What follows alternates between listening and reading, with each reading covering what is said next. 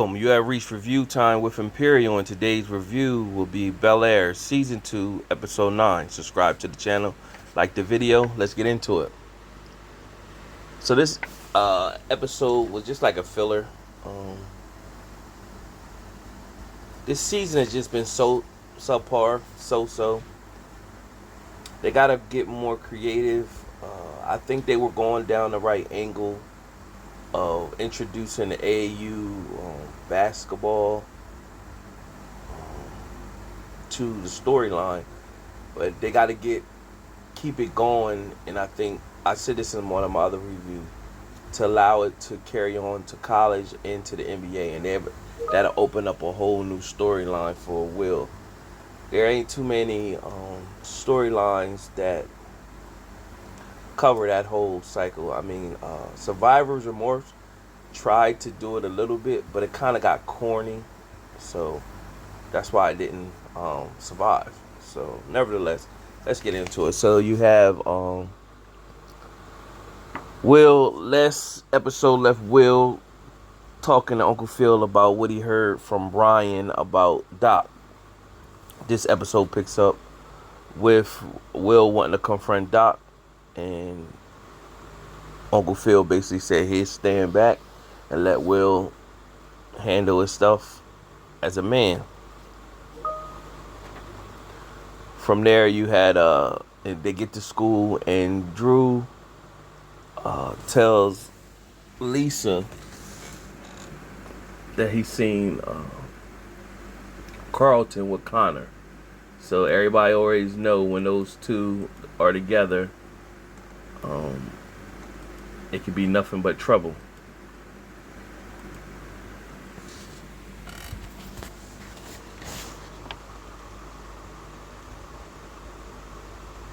So it meets up where Will confronts the team about Doc, telling them that they know Brian had to lead the team and everything like that. So the teammates pretty much stated, well, Brian gonna be straight because he going to UCLA, and from UCLA he'll be able to get into the NBA, and he gonna be straight.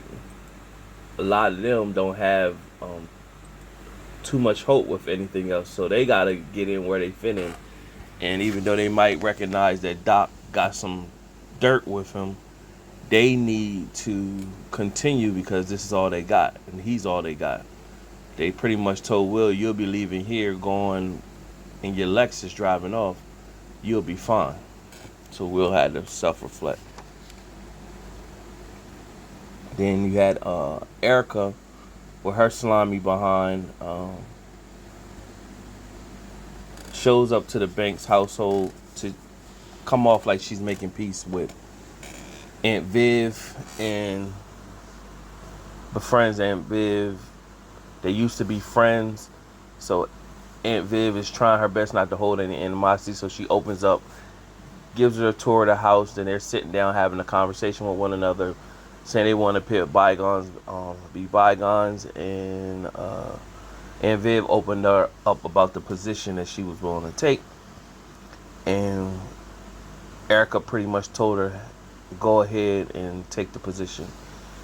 You know, you pretty much, if they offered it to you, you earned it. Which is true, but she knows if Aunt Viv takes this executive director position with the fellowship, she'll be occupied with a lot of duties that she can't really focus on Uncle Phil like that.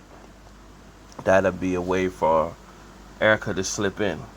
So Uncle Phil comes home, see them talking, and he's looking like this is an odd situation. Like, he can see right through Erica's stuff, but you know, he ain't really feeling it. So James and Uncle Phil is talking about the firm, pretty much saying that the new acquisition, they want to lay off half the firm, half the employees, and they kind of stuck. So Uncle Phil and James disagree with the new deal. Now, what is happening, Uncle Phil still has the other deal with Erica on the table, and that can get him. He could get the Garrison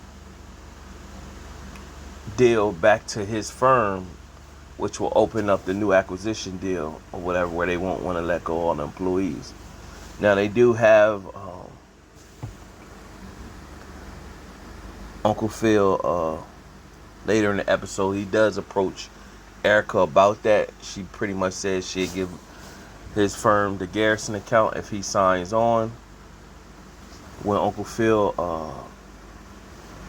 told her he would sign the contract, she gave him a hug, whispered in his ear, "This is going to be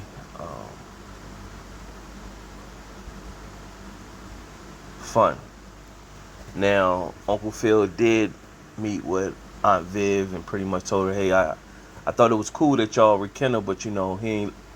You gotta watch Erica. She's pretty much Viv is like, I'm watching Erica, but you need to make the best decision for you." So that gave Uncle Phil the okay to sign the new deal with Erica.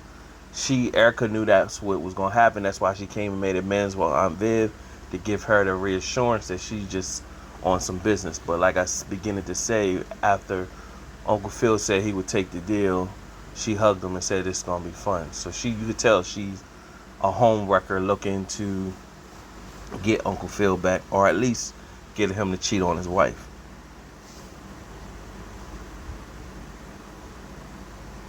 So Will and Lisa have a convo about Drew releasing the video of Carlton and Connor.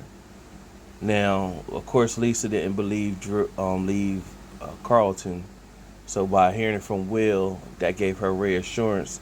He stated he couldn't tell her because he felt as though they wasn't cool like that, so it looked more like he was jealous. So, but he the one that told Carlton to speak to her, so Lisa was left to look like, okay, Drew is on some bull. So then you got LaMarcus is still helping Hilary. Hilary got an alert on her calendar to go visit Jazz at his store opening, but she's having an event that LaMarcus is helping her with the event and bringing some of his NFL buddies that's going to help get the exposures of her influence house and traction on social media. So that's going to become a problem. Aunt Viv had that conversation with Uncle Phil. Will finally gets to approach Doc and tells him about his decisions and everything that he had going on, and pretty much Doc didn't really deny it. He just basically said, you can't be that naive to just think it's all, lollipops and rainbows pretty much. When Carlton gets home from school, Connor and his mom is there. Connor, both moms want both of the boys to tell their stories. Carlton pretty much led so Connor could pick up what to say, and Connor covered for Carlton and didn't blow up his spot. Meanwhile, afterwards, Will goes and confronts Carlton, basically saying, "Hey man, what you doing mess with Connor? That's a bad look." Carlton begin to deflect and reversing, basically tell Will, don't project on him, and basically telling him he's a liar, even though we all know Carlton's lying. So at the end of it, Carlton said, "Well, you told me my apology wasn't worth shit." So Will had the look on his face pretty much telling Carlton, "Yeah, you keep lying to yourself, but you know the truth." So you could, Will knows he's on the smack. So throughout Hilary's event,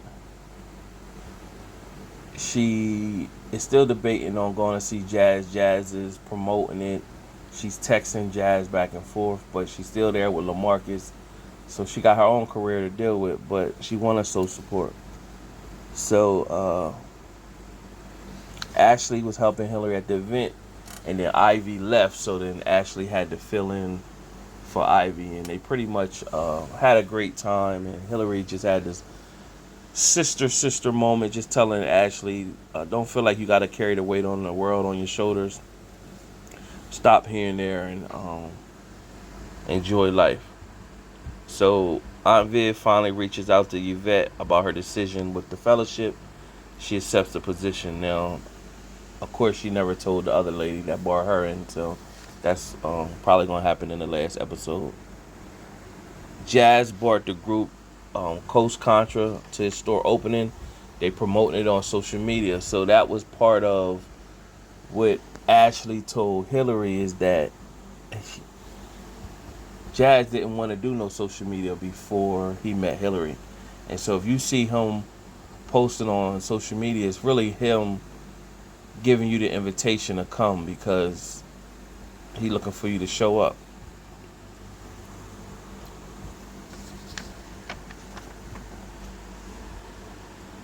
So when Uncle Phil and James meet up again, he has the deal in place, and he wondered, like, how do you get the deal? Well, oh, you got the Garrison account. And he said, yeah, but it comes with a compromise.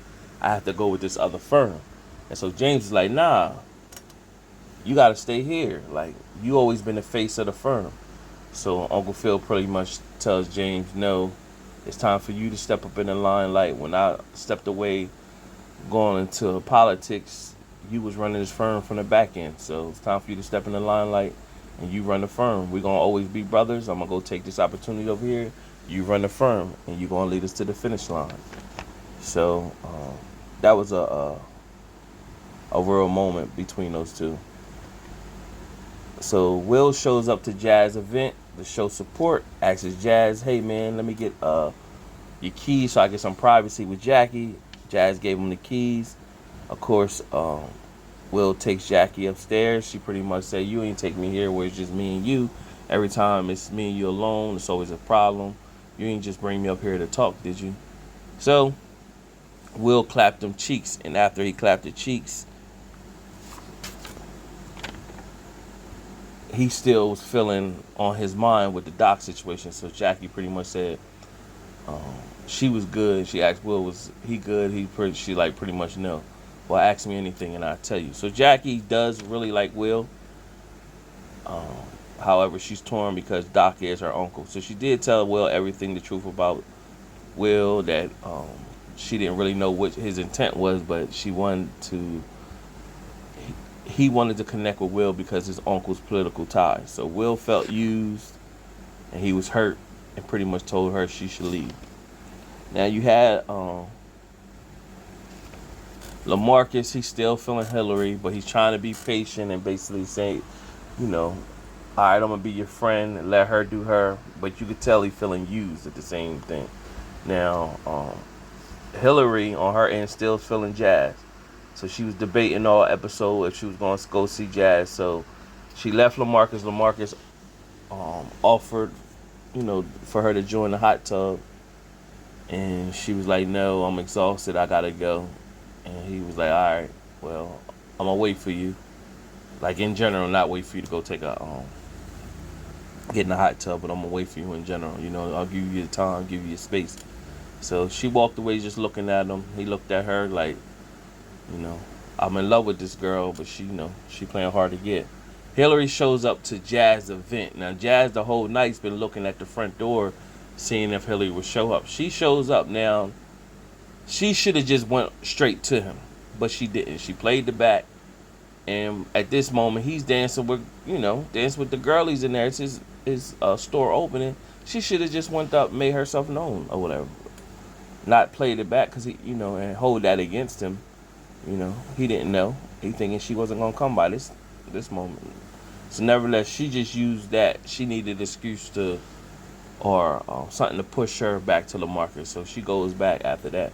Knocks on LaMarcus' door and pretty much asks him, is that invitation still open for the hot tub? So she wanted to do that anyway. She just needed an excuse. Connor and Carlton meet up in the streets, and Carlton pretty much told Connor his mom thinking he's out taking a walk to blow off some steam. and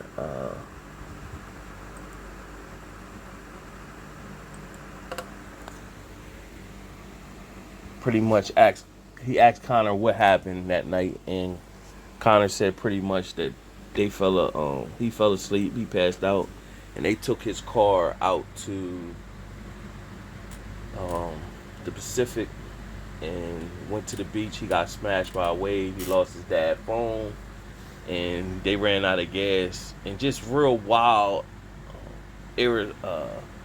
irresponsible things, and just don't care about life. Taking somebody else's property, taking a car, joyriding with it. It ran out of gas and you just left it on the side of the road. Nuts, you know what I'm saying? But I guess in that world, they probably do that type stuff all the time because they laughed it off like it wasn't nothing. So Connor pretty much asked Carlton, is he done partying? And Carlton was like, no, we just got to be more smarter.